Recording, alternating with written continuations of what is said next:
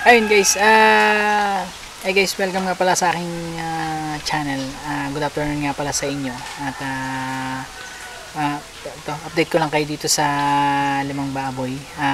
Ayun guys, nag-start na tayo magpakain ng grower feeds. Actually guys, may halo pang starter feeds kasi may nakatira pa nung nakaraan.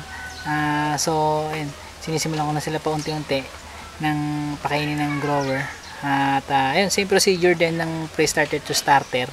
Then ayun guys, ang gamit ko nga palang brand na feeds is yung ProPork. So ayun guys, ang presyo nga pala ni ProPork is 1,815 ang isang sako, 50 kilos na yon.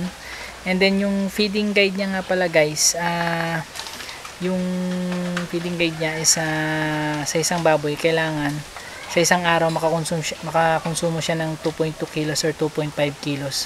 So yun, ginamit ko nga palang doon yung 2.5. So hinati ko siya sa dalawang kainan, isa sa umaga at sa hapon.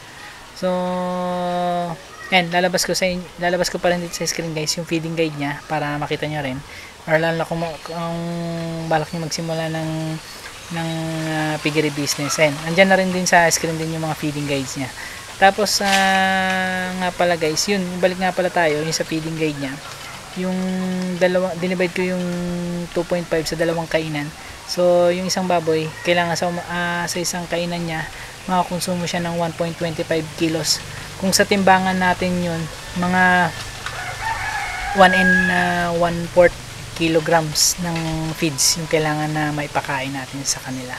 So yun lang guys, same procedure din sa 2.2 kung yung 2.2 naman ang gagamitin ninyo.